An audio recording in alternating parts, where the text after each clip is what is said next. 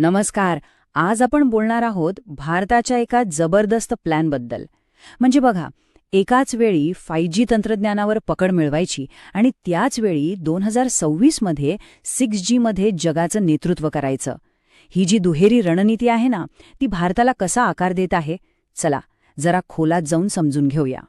आणि सुरुवातच करूया एका अशा आकड्याने जो थक्क करणारा आहे. विचार करा, 2026 पर्यंत भारत फक्त टेक्नॉलॉजी वापरणारा देश राहिलेला नाहीये, तर तो आता टेक्नॉलॉजी बनवणारा एक मोठा ग्लोबल प्लेयर बनलाय.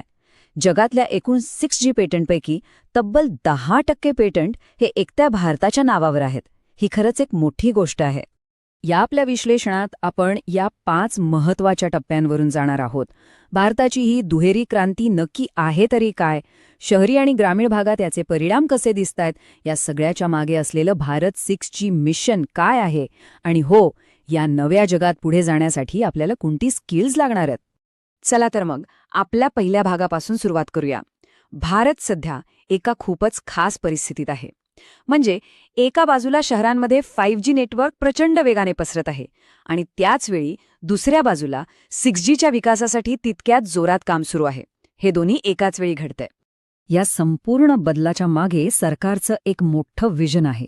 त्याचं नाव आहे भारत 6G विजन. याचा सरळ उद्देश हा आहे की भारताने आता फक्त तंत्रज्ञानाचा ग्राहक बनायचं नाहीये, तर तंत्रज्ञान निर्मितीमध्ये आणि जागतिक स्तरावर आपलं योगदान देण्यात एक लीडर बनायचंय. आता आपण शहरांकडे वळूया. शहरी भारतात आज काय चित्र आहे, तर इथे 5G आता काहीतरी नवीन किंवा फॅन्सी टेक्नॉलॉजी राहिलेली नाहीये.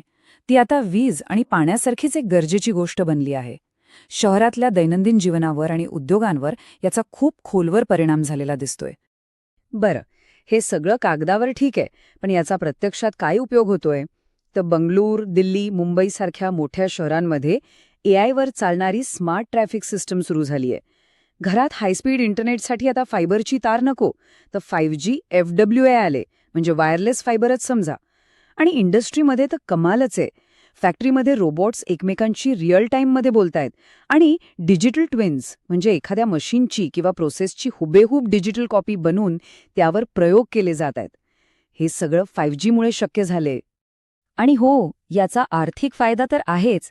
5G सेन्सर्समुळे आता रस्त्यांची किंवा पुलांची स्थिती रिअल टाईममध्ये समजते.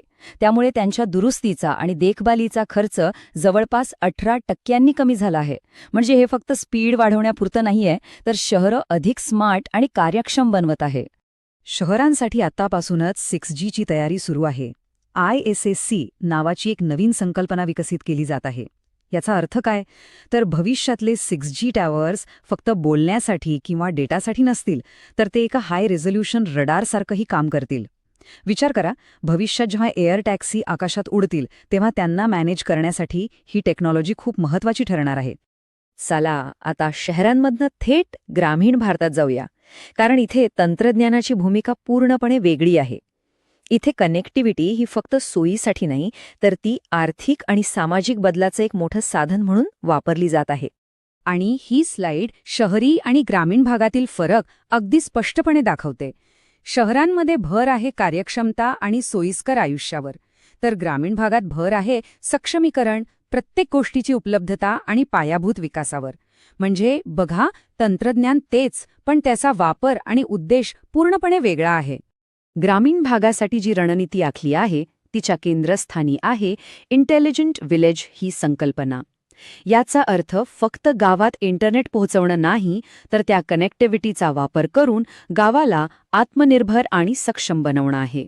आणि याचा थेट परिणाम सामान्य माणसाच्या आयुष्यावर कसा होतोय ते पाहणं खूप महत्त्वाचं आहे. शेतीत बघा, 5G ड्रोन वापरल्यामुळे पिकांचं उत्पादन सरळ 15% वाढलंय. आरोग्याच्या बाबतीत गावातल्या AI किऑस्कमधून आता शहरातल्या मोठ्या डॉक्टरांशी बोलता येतं. म्हणजे उपचारासाठी शहरात धावपळ करण्याची गरज कमी झाली. शिक्षणात तर VRमुळे ग्रामीण मुलांनाही शहरांसारखाच भारी अनुभव मिळतोय. आणि 6Gचं जे सॅटेलाइट इंटिग्रेशन आहे ना, त्यामुळे अगदी दुर्गम भागातही 100% कनेक्टिव्हिटी मिळेल याची खात्री केली जात आहे. आता मनात प्रश्न येतो की हे सगळं घडतंय कसं?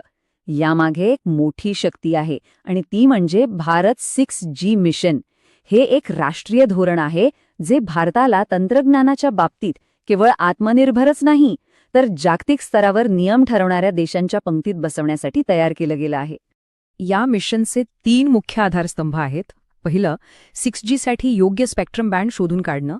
दुसरं, परदेशी कंपन्यांवर अवलंबून न राहता 100पेक्षा जास्त भारतीय स्टार्टअप्सना पैसा देऊन आपलं स्वतःचं हार्डवेअर बनवणं.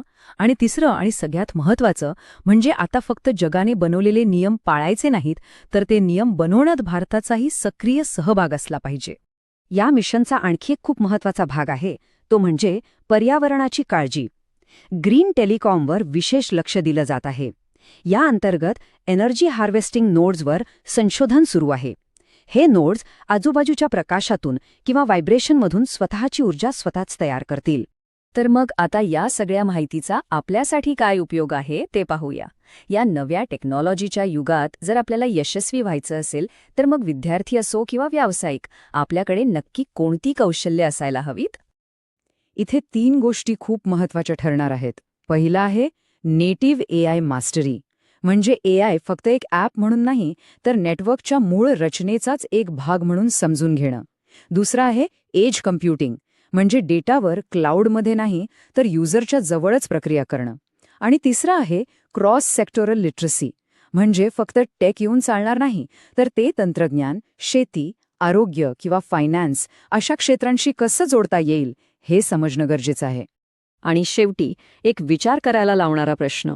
भारत ज्या प्रकारे कनेक्टिव्हिटीचं भविष्य घडवतोय, ज्यामध्ये शहरी आणि ग्रामीण दरी कमी करण्यावर एवढा भर आहे, त्यातून तो फक्त स्वतःसाठीच एक चांगलं भविष्य घडवतोय की संपूर्ण जगासाठी एका अधिक समान आणि न्याय्य भविष्याचा आराखडा तयार करतोय?